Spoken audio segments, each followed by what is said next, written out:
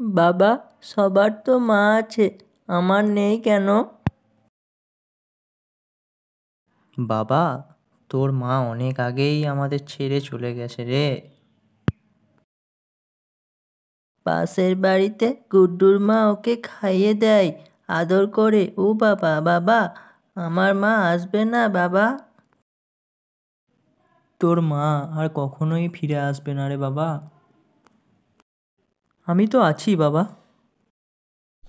বাবলুর বয়স মাত্র ৮। মায়ের মৃত্যুর পর থেকে ওর জীবন থমকে গেছে। ঘরে চুপচাপ বসে থাকে। তার বাবা কার্তিক মাঠে চাষ করেন। একদিন দুপুরে প্রতিবেশী হরি কাকা এসে কার্তিককে বলেন, কার্তিক, আবার বিয়ে কর। ছেলেটার মুখের দিকে তাকা, ওর মায়ের দরকার। কিন্তু ওর নতুন মা যদি ওকে ভালো না বাসে, ওকে যদি অবহেলা করে, ওই মা মরা ছেলেটার জন্য আমার ভয় করে। আমার দেখা একটা মেয়ে আছে, যদি তুই চাস তোর সঙ্গে আমি কথা বলতে পারি। কার্তিক বাবলুর কথা ভাবল, তারপর হরি কাকাকে বলল, বেশ কাকা, তুমি কথা বলো তাহলে। তোমার সঙ্গে আমার কিছু কথা ছিল।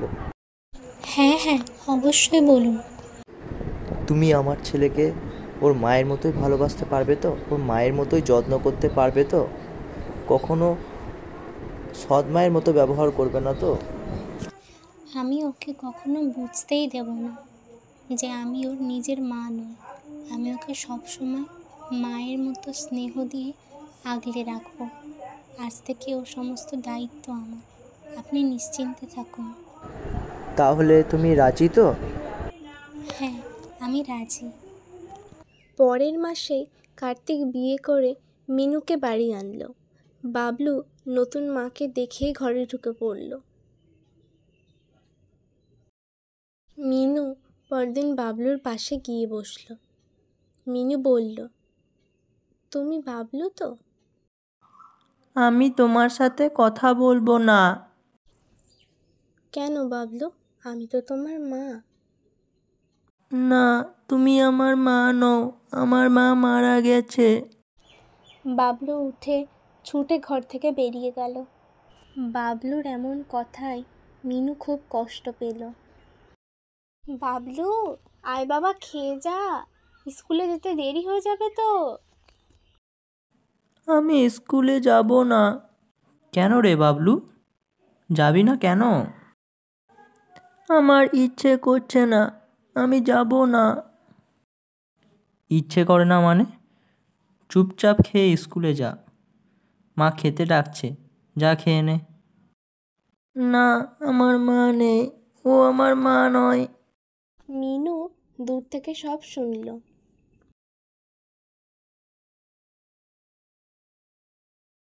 সন্ধ্যাবেলা মিনু একটা খাতা আর কিছু রঙিন পেন্সিল নিয়ে এসে বাবলুর পাশে বসল।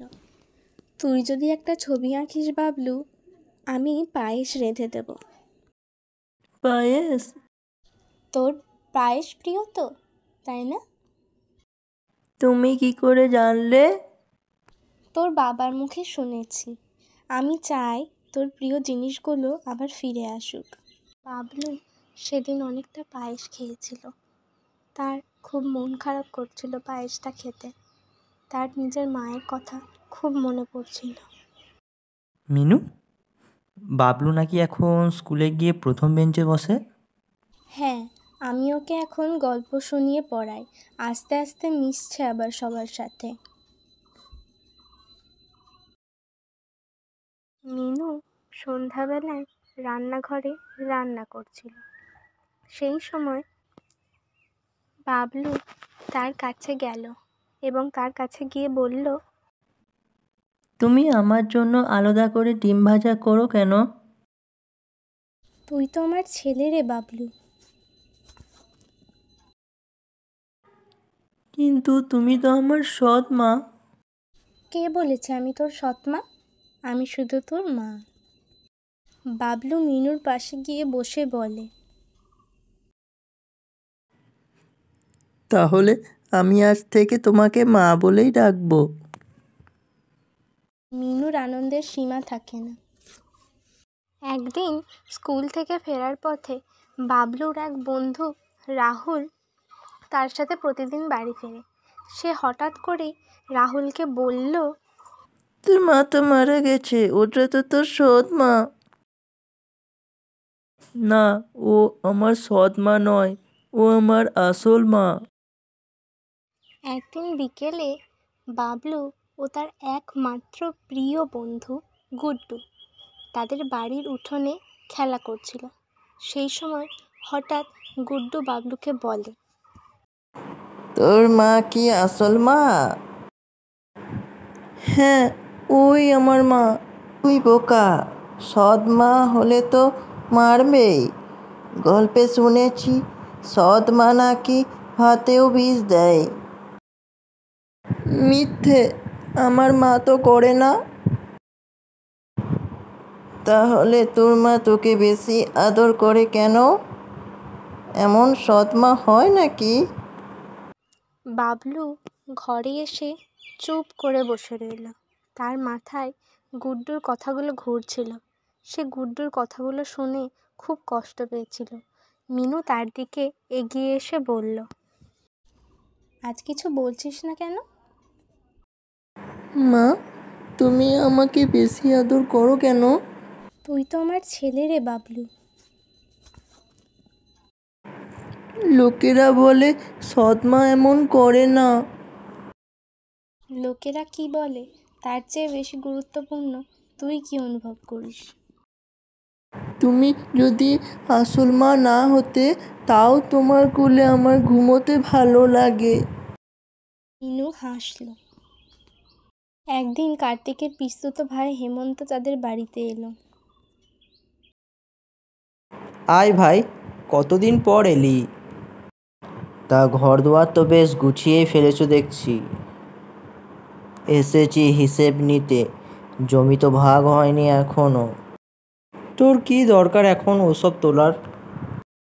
সবাই বলা বলি করে বলে তোর বউ আর ছেলেকে নিয়ে ঘর বেঁধেছিস, জমিটা তো ভাগ হওয়া দরকার। মিনু রান্নাঘর থেকে বলে, সেই জমি যতদিন বাবলু আছে কেউ ভাগ নিতে পারবে না। ও ছেলে তো তোমার নয়, তুমি এত কিছু বলছো কেন তবে? রক্তের সম্পর্ক থাক বা না থাক, এটা বুঝতে রক্ত লাগে না, মন লাগে। পরদিন পঞ্চায়েতে কার্তিক ও হেমন্তকে ডাকা হলো। মিনুও গেল বাবলুর সাথে। হেমন্ত বলছে যেহেতু বাবলুর মা মারা গেছে ও কার্তিক বিয়ে করেছে, তাই বাবলুকে সব সম্পত্তি দেওয়া যাবে না।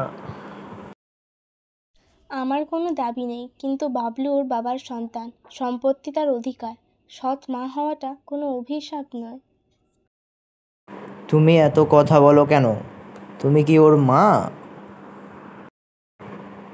আমার মা মরে গেছে, কিন্তু যিনি আমাকে আগলে রেখেছেন, আঁচলে ঢেকে রেখেছেন, তিনিই আমার মা।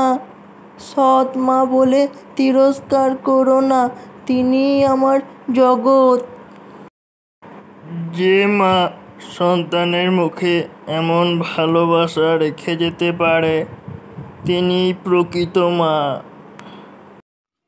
বাবলু প্রথমে মিনুকে মা হিসেবে মেনে নিতে পারেনি, কিন্তু মিনুর মায়ের মতো ভালোবাসা, যত্নে, আদরে বাবলুর কাছে মিনু প্রকৃত মাই হয়ে উঠেছে। মিনু সকলের কাছে প্রমাণ করে দিয়েছে যে হয়তো সে বাবলুকে জন্ম দেয়নি, কিন্তু বাবলুকে সে মায়ের ভালোবাসা দিয়েছে। মায়ের ভালোবাসার কখনো ভাগ হয় না, মা মাই হয়। ছোট্ট বন্ধুরা, আজকের গল্পটা তোমাদের কেমন লাগলো অবশ্যই জানিও।